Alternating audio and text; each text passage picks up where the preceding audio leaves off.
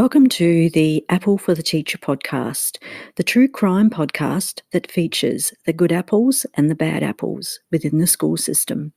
My name is Anna Thomas, a teacher and your host. So join me as I present school stories that are tragic, shocking, unbelievable, and outright bizarre.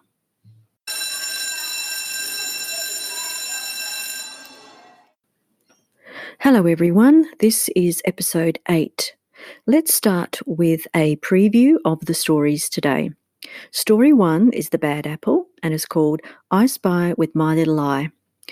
Why was Big Brother watching Blake? Story 2 is The Good Apple and is called Time Bomb. Who was the strange man outside the school gate? Before we get into the stories, let's have some shout outs to the lovely people who have listened to the podcast. Hello to Kat, who hosts the YouTube channel My So-Called Teacher Life. If you're a teacher, why not check it out? Hello also to everyone on Instagram who has liked and commented on my posts. I'm a newbie to podcasting, so thank you very much to everyone's support. Recently, I gained new listeners from Canada, so thank you for joining me. This actually reminds me of a podcast I listened to recently about the Canadian maple syrup heist. Yes, I kid you not. When someone stole 3,000 tonnes of maple syrup in Quebec, valued at $18 million. I just love this type of bizarre story. If you'd like to listen, it was on the Beyond Bizarre True Crime podcast. There are many other interesting stories, and the host is a great storyteller with a very easy to listen to style, so you might want to check that one out. This first Bad Apple story took place in Philadelphia, USA in 2010. Blake Robbins was a high school student in the Lower Merion School District. On a typical day, he would come home from school, go into his bedroom and open his school-issued Apple MacBook. He would do a little homework, surf the web and check social media. The computer stayed on in his room, but Blake had no idea what was about to happen. One day at school, the vice principal asked to see Blake in her office. She showed Blake a photo of him in his bedroom. He was totally shocked that the school took photos of him at home. She claimed the photo showed him engaging in improper conduct. It seemed to show him with pills in his hand, which the school said looked like drugs of some kind. The photo was taken from his school laptop. Unbeknownst to Blake, the camera on his laptop had been peering into his private life and had taken some 4,000 photos of him. He explained that the so-called pills were only lollies. After discussing what happened, Blake and his family decided to sue the school because they reprimanded him for improper behaviour, which was based on photos his school-issued computer secretly took of him at home. This, they said, was an invasion of privacy. Prosecutors and the FBI opened an inquiry into the incident.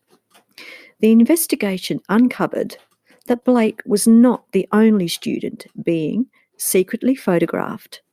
Many other students were secretly snapped.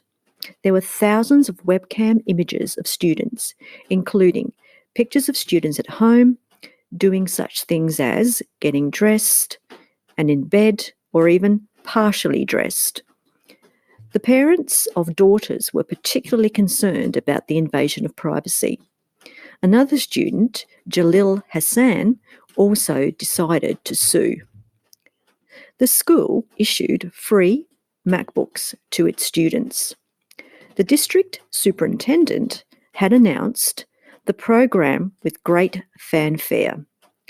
Every high school student will have their own personal laptop, enabling an authentic, mobile, 21st century learning environment.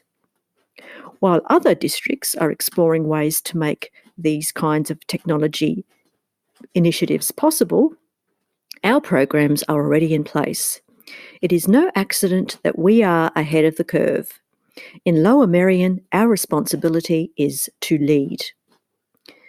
The investigation discovered that the computers had remote tracking software, which was used to locate lost or stolen computers, not spy on students, as Blake and his family alleged.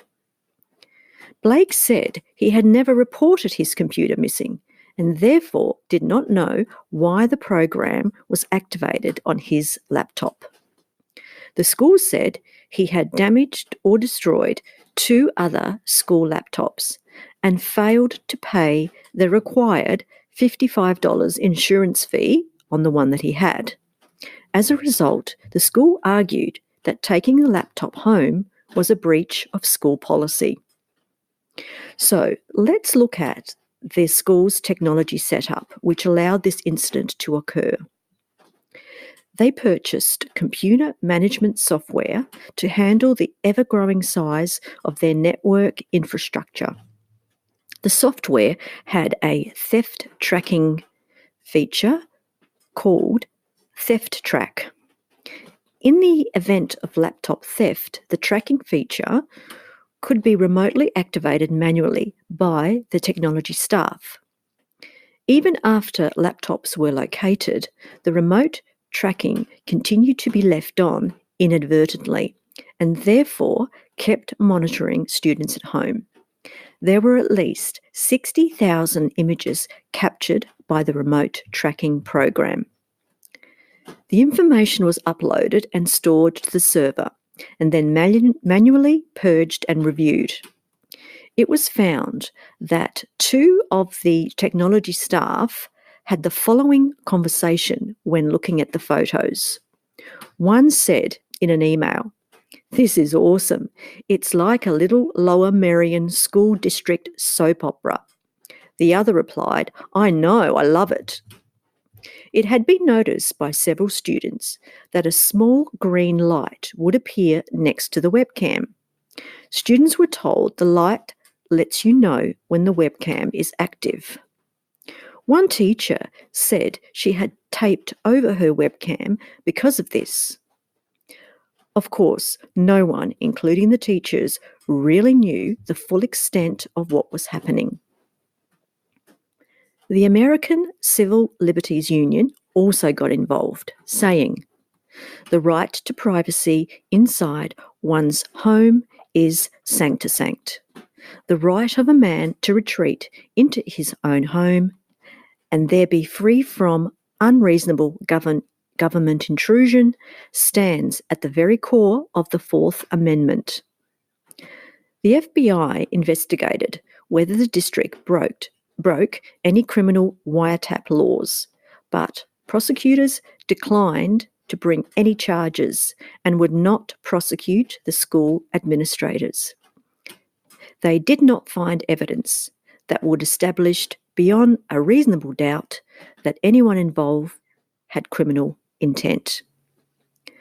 The Philadelphia School District agreed to settle the 2 lawsuits, with $175,000 going to Blake and $10,000 to student Jalil Hassan, with a further $425,000 in legal fees going to the legal team, making a total of $610,000. While the case was settled, it shocked Blake's family that spying on people in their homes wasn't deemed a crime. They felt the district was getting a free pass. They felt it was a case of laws not up to the task of regulating social networks and digital devices. Senator Arlen Specter took up the case, introducing the Surreptitious Video Surveillance Act of 2010 to amend the Federal Wiretap Act to clarify that it is illegal to capture silent visual images inside another person's home. He said, "Many Americans would be surprised to learn that there is no federal statute to protect them from being secretly videotaped in their home. The proposed new law was not passed. Now, that was back in 2010, so I would think that such a law does now exist in the US.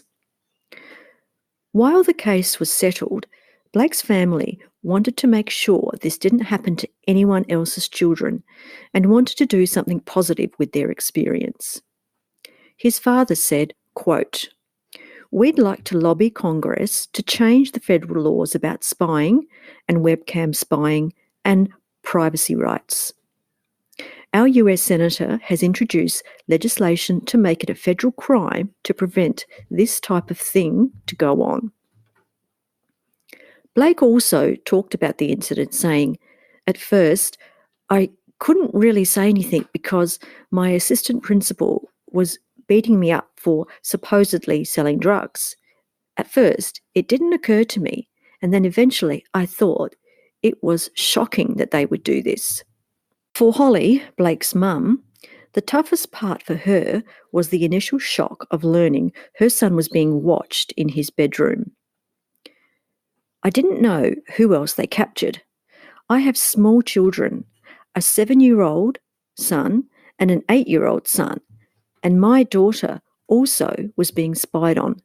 They were watching her. She is a high school student and they watched her for a week." Holly says she's concerned when she opens a computer now. "I'm even concerned when I walk into a dressing room," she added. "I just always feel the fear of being watched." Blake says his computer behaviours haven't changed much, but he is keeping an eye on the green camera light on his computer. He said, "If I see the green light on when I'm not using the camera, I get a little bit worried, but luckily it hasn't happened yet." Blake will receive $170,000 of the settlement in a trust. He will receive $25,000 up front.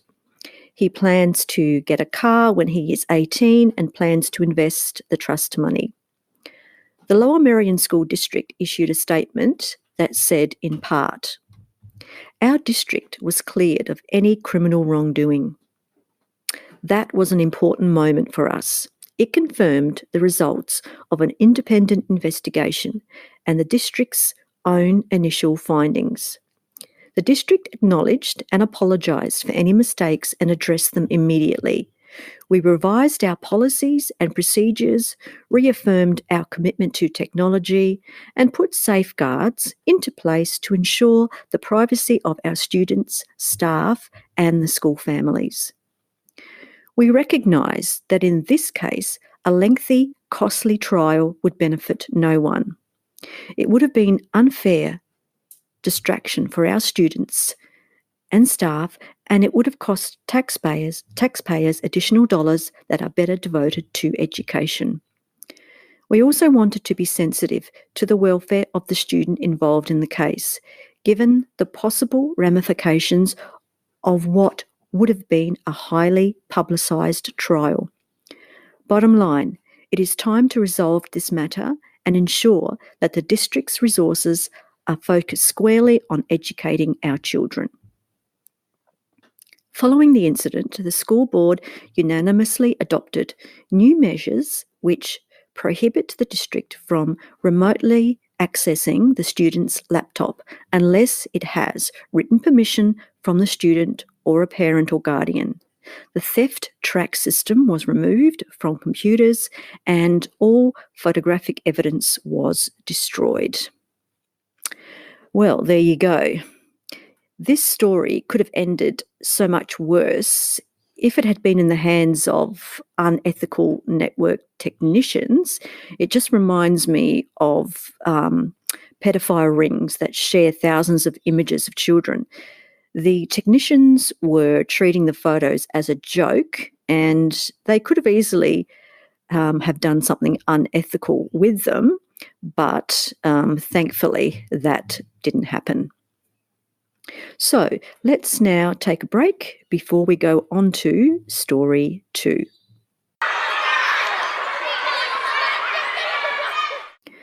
Before I start this next story, I need to provide a warning that it contains a crime against a child and may not be suitable for everyone.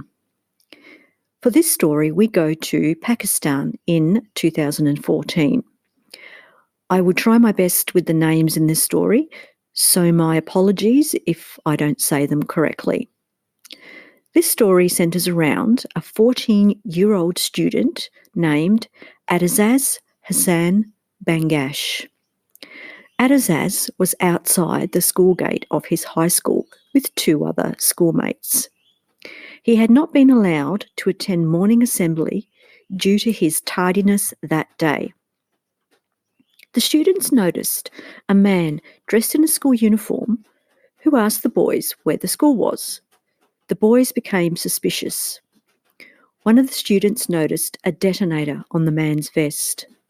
The man started walking faster towards the school when Adazaz tried to stop him by throwing a stone at him. The other boys ran inside the school. Then Adazaz ran towards the man and grabbed him, prompting him to detonate his explosive-laden vest. Adazaz and the bomber died at the scene. No other students were harmed. Adazaz's act thus saved the lives of hundreds of students who were gathered at morning assembly. The area where he lived is a troubled district bordering Pakistan's tribal areas. It is rife with sectarian violence, with attacks against Shia and Sunni Muslims. Many Shiite Muslims had been killed by the Taliban. Adazaz was known for openly criticising armed radical Sunni groups.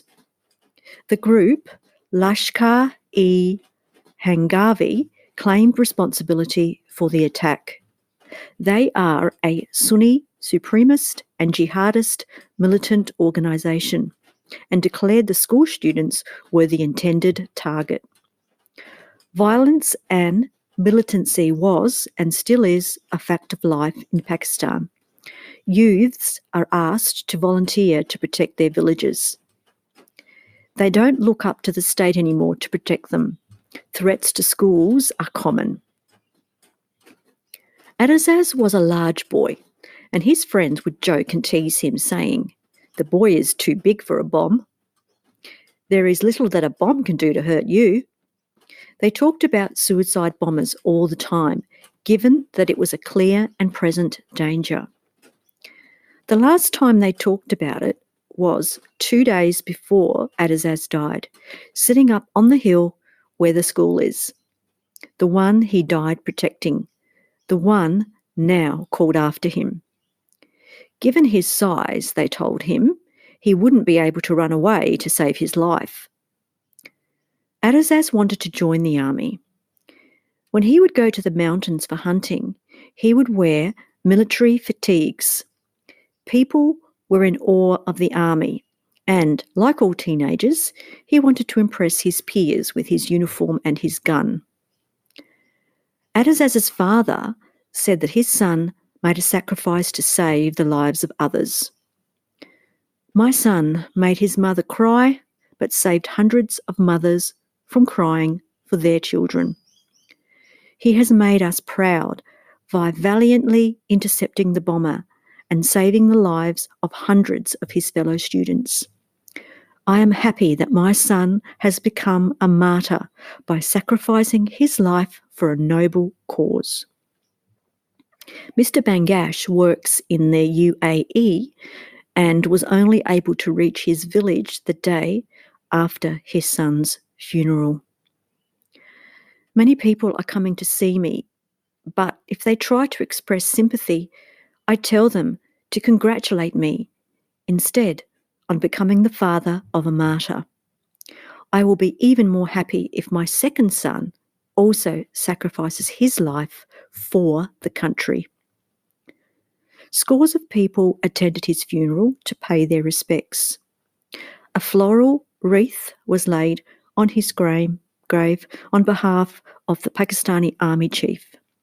Adazaz's story led to an outpouring of emotion on television and social media.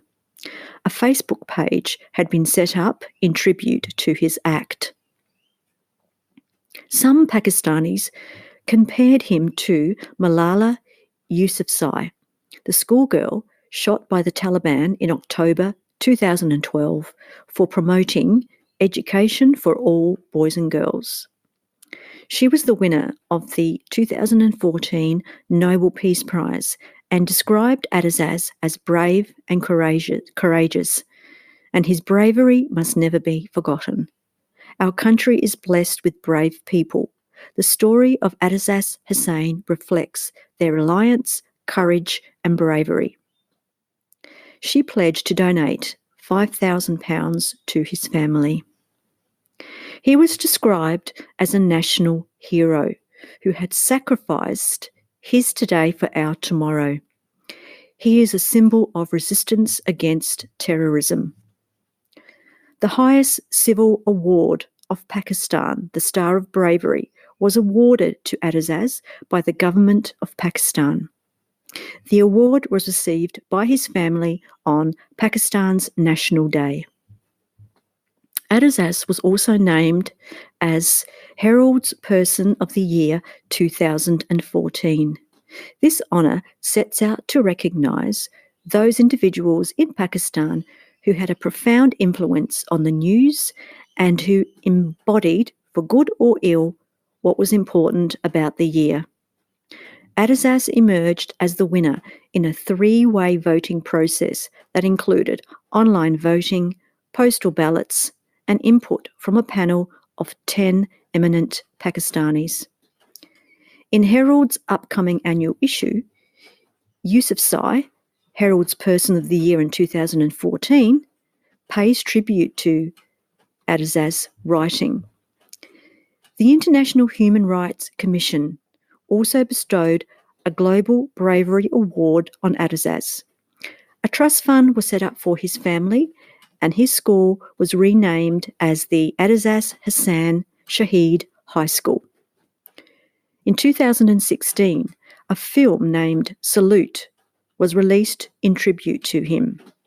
It's a biographical film starring prominent Pakistani actors and received positive reviews from the critics. Adazaz is survived by his father, his elder brother, and 3 sisters. He remained a source of pride and joy for his elder brother, Mutaba. Local and international media contacted Mutaba for interviews, and he proudly narrated how his brother foiled a terrorist attack. It has been reported that his family is still living under Taliban threat. The Taliban wrote a letter to Adazaz's family saying that he is neither a martyr nor a hero. Media should abandon promoting him. Unidentified people handed over the threatening letter to a shopkeeper in the village and told him to send it to Adazaz's home. The letter states, "Adazaz Hassan's brother, Mutaba, should stop meeting local and international media channels and newspapers, or else he will be responsible for the damages." Adazaz's father asked for protection in the wake of the Taliban threats, but the authorities have yet to respond to his requests and provide security to the family. He also expressed concern at the state of security of the school, saying that the government had not provided proper security to the school, while 2 private security guards are currently assigned the school's protection. The guards' salaries are being paid from the pockets of students, parents and teachers. He feared that militants might target the school again, as they were unable to do so the last time due to his son's sacrifice. He has been further frustrated by the government as they have disappointed him and his family by not keeping the pledges it made after his son's death. He was told that at least 2 degree colleges would be built in the area, one for girls and one for boys, but unfortunately they have not even allocated land for this. The provincial government had also announced that a road in their area would be named after Adazaz, but this has not been followed up on. His father further added that we were told that there will be a sports stadium, but our village is still deprived of all the facilities it deserves. We were also told that our son's story will become a part of the syllabus being taught at academic institutions of the country.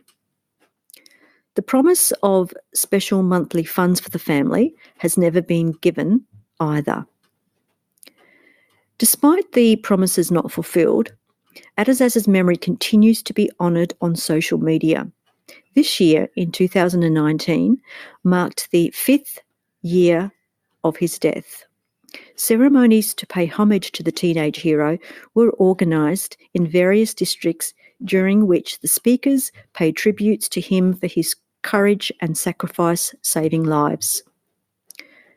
So that's the end of the story. Very tragic. Perhaps it was the environment in which he grew up that made him react the way that he did. Perhaps he was a teenager who, living with violence in the region, grew up too soon. A boy who felt responsible for the security of his village, his school and community. Or maybe he was just a little afraid, but mindful of the fact that his friends teased him about running away in the face of a threat, and this was his chance to prove them wrong. Who knows why Adazaz did what he did that day? What we do know is that he saved nearly 700 boys in the morning assembly that day. While this story could have been a bad apple, and yes it was the courageous actions of Adazaz that made it a good apple. There are some photos of him on Facebook and Instagram, and I've also found an absolutely amazing video of an artist named Nathan Williams Lewis, who paid a tribute to Adazaz by making a paper image of him which he carved out using a knife. You really have to watch the video just to see how he did it. This is the type of art that I just have so much respect for.